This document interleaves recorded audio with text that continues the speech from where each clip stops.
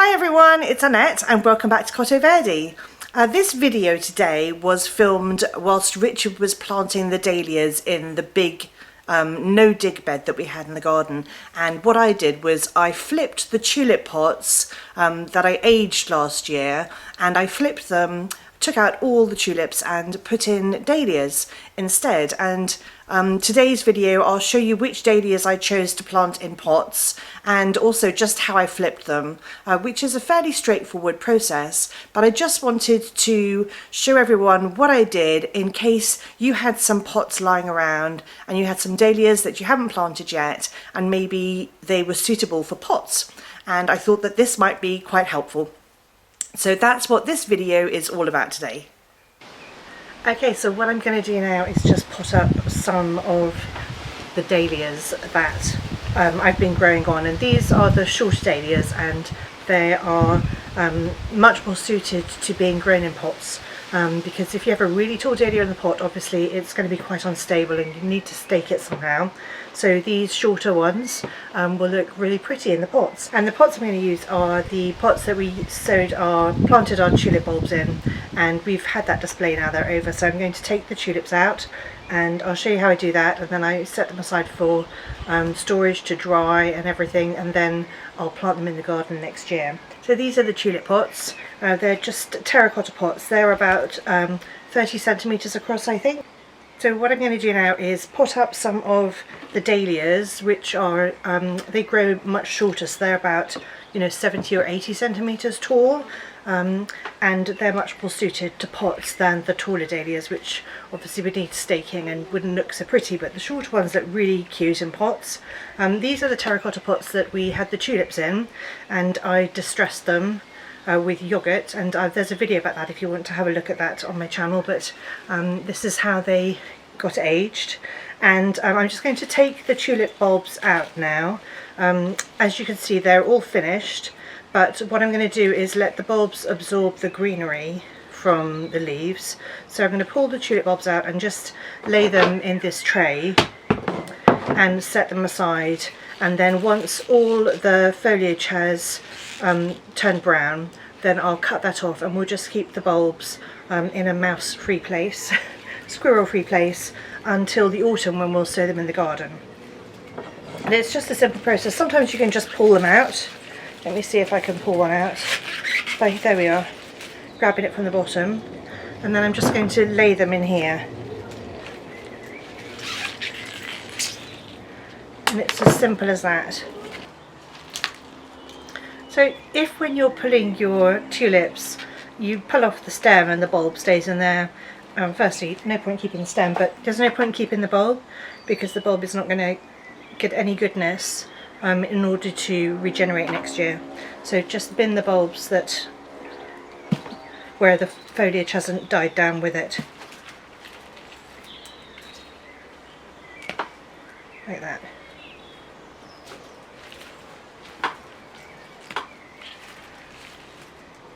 I mean, if I was going to be really fussy I could dig these out, but that's just too much trouble.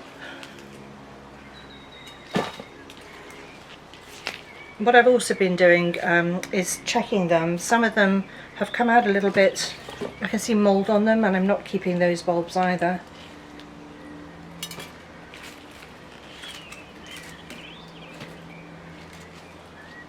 So you want your bulbs to be really firm and solid with no slime, no visible mould. So once all the foliage has dried, once all of this is brown and crinkly, then I'm just going to cut here and compost this bit, and then this is the bit that I'll plant in the garden next year. Obviously if you don't want to use your pots again in the near future, you can just leave your tulips to go brown and absorb all the goodness in the pots and then deal with them after that, but I want to use these pots for the dahlias. So that's those taken out, and then what I'm going to do is I'm going to take off the top layer of compost and just tip it into a bucket and then tip that onto our flower beds, because I want to give the dahlias some new compost. They're very hungry, so I'm going to feed them as well with some fish blood and bone and new compost, so that it'll give them the best opportunity for a really good display.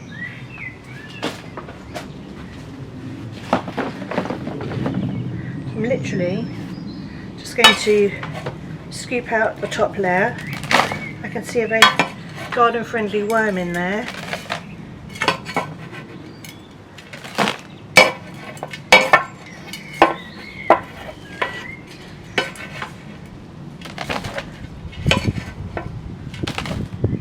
I suppose I'm just sort of going to half empty this tulip pot, just loosening up the soil.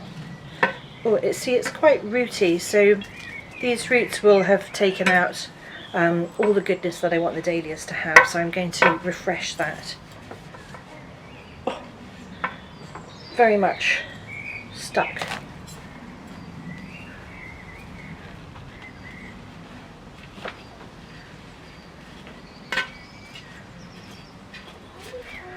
But I may have to replace more than I wanted to.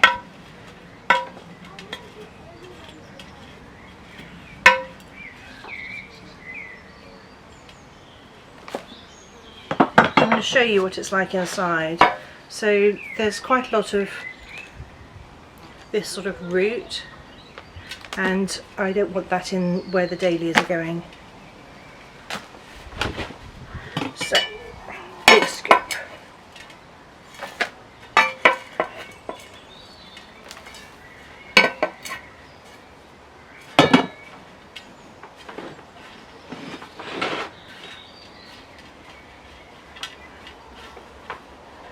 Wow, these tulips, the roots went deep. Deeper than I was expecting.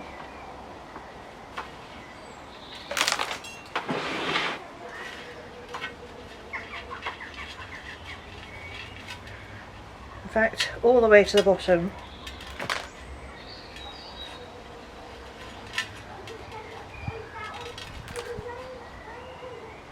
So I'm just taking out the rooty bits, because I really don't want to replace all the compost. It gets a bit too pricey. And I don't want to put my homemade compost in here, because there'll be, you know, lots of seeds that will want to start growing. And that will just take nutrients away from the dahlias. Okay, so I've emptied about 2/3, I'd say. And then I'm going to fill the rest with fresh compost.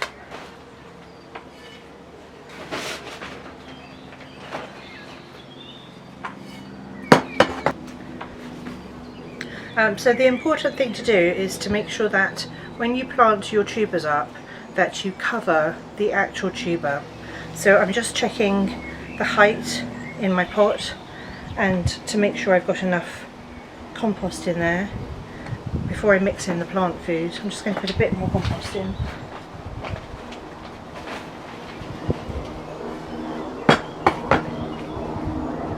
And then this is the it's not an advertisement, but I use fish blood and bone, and it's got, you know, the quantities that you need to use on the back. But what I do, I can get it open, is I take a handful, sprinkle it on, especially with dahlias because they're so hungry, and mix it in. So it's all mixed in. And then I'm making a well.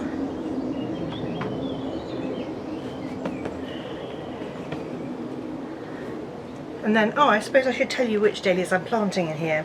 So this one is called Melissa Anna Marichica. I don't know how you pronounce it. It's kind of a lilac-y, pinky red. I'll put pictures up on the screen. And this one grows to 70 centimeters tall. I'm also planting Snowflake, and that grows to 80 centimeters tall, and obviously it's white, being called Snowflake. I should tell you the flower sizes too. So the flower sizes on Snowflake are 5 centimeters across, and on the Melissa Anna they are 7 centimeters across. Grumble Bumble is another one that I'm sowing, and this one grows to 80 centimetres tall, and the flower sizes are 8 centimetres across, and it's a collarette dahlia. I really like the collarette dahlias, and it's kind of a multicoloured pink. And this one is called Totally Tangerine. It's a very popular dahlia. It grows to about 80 centimetres tall, and it's kind of an orangey pink colour. It's really lovely. And this one is, oh, Creme de Cassis is one of my favourites. It's so beautiful because the underside of the petals is a different colour to the top. I really love it. This grows to 85 centimetres tall, and the flower size is 10 to 12 centimetres. They are quite large, and really one of my favourites. I'm also sowing Honka Rose, which grows to 60 centimetres tall, so one of the shorter ones, and it's kind of a bright pink. The flower size is 8 centimetres. And I'm sowing Wishes and Dreams. This is the shortest one that I've got. It's a 45 centimetres tall, so it's really not going to grow very tall at all. And it's kind of a rose pink, and it's got flowers that are about 8 centimetres big. I nearly said 80 centimetres. So the first one I'm going to plant is Melissa Ann. And what I should do really is, well, I'll do it afterwards actually, but what I should do is pinch the dahlias. So I'm going to take my label out and put that in the pot, and then all you do is you just hold it with your fingers like this and tap or squeeze your pot, and your dahlia should fall out nicely. Lovely root system. And so I'm going to make sure that this bit here is covered, so it needs to be below the point at which I want my dahlia to come up. So it needs to be below the rim of where the soil's going to come up to. The other thing I'm doing also, I don't know if you can see, but the dahlias kind of come up the side of the pot, which is totally fine, and that happens, but I want to make sure that the leaf, the plant itself, is in the centre of my pot. So I'm kind of planting it off centre.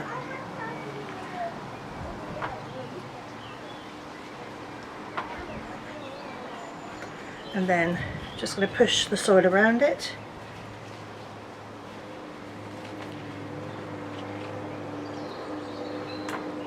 Firm it in, and I need some compost.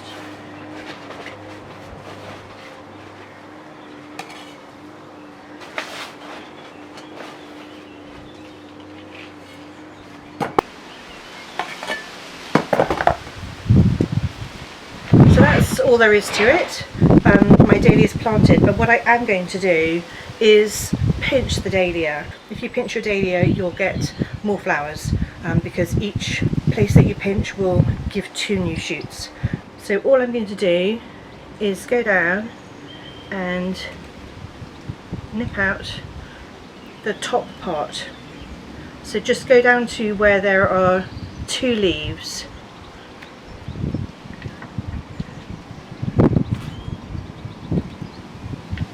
One of them is too small for me to pinch, so I'm not going to pinch it yet.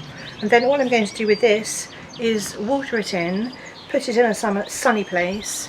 I will feed it once a week, and I will make sure that it stays well watered. So they are thirsty plants, but you don't want them sitting in, you know, soggy soil, because then your tubers will rot. They're a little bit like potatoes, you know, they're starchy tubers, and if they get too wet, then they'll just go all mushy and disgusting. So don't overwater, but make sure that you do water. And that's it. I'm just going to do all the rest of them now.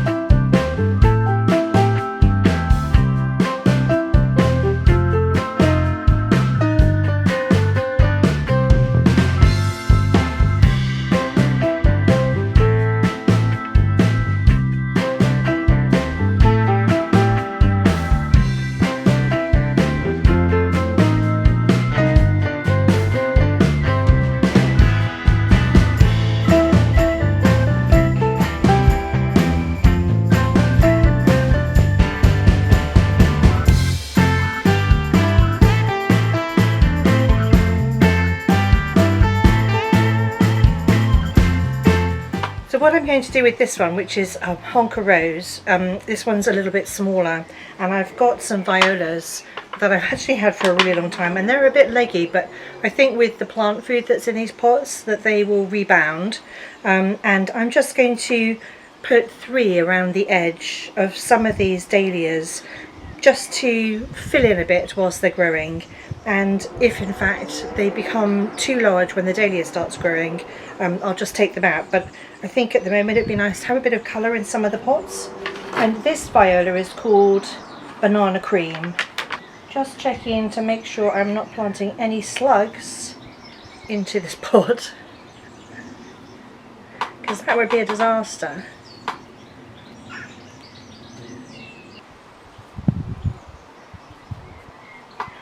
And if they don't rebound, obviously I'll replace them with something better, or I'll just take them out, because the dahlia will grow quite quickly. I'm just not sure with this dahlia, honker rose, how big it's going to get.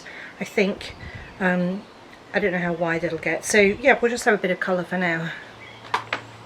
So this bed behind me is quite a narrow strip, and it's up against the wall of the side of our property, and it really only gets sun from afternoon onwards. But I have planted dahlias and cosmos in this bed very successfully for the last 2 years. So I've planted dahlias again, and well, when I say I, that's the royal I, because Richard did it. What we've planted here are Florinor and Acapulco, and I've alternated them along the bed here. And then what we need to do next weekend again is to stake these dahlias, because otherwise they will flop over, because they'll reach for the sun, because the sun comes round, and really, I mean, they bask in afternoon sun here, but nothing in the morning. But yeah, and the plants on the end these are Linaria that I grew from seed, and they're a lovely purple colour, and they flower for quite a long time. So that is all my tulip pots now flipped to dahlia pots, and hopefully later on in the season, maybe in August, I'll be able to show you how wonderful they look. I'm really hoping the slugs and snails don't get them, but anyway, watch this space, subscribe to my channel if you want to see follow-up videos or any more videos like this, and thanks for watching. I'll catch you all later.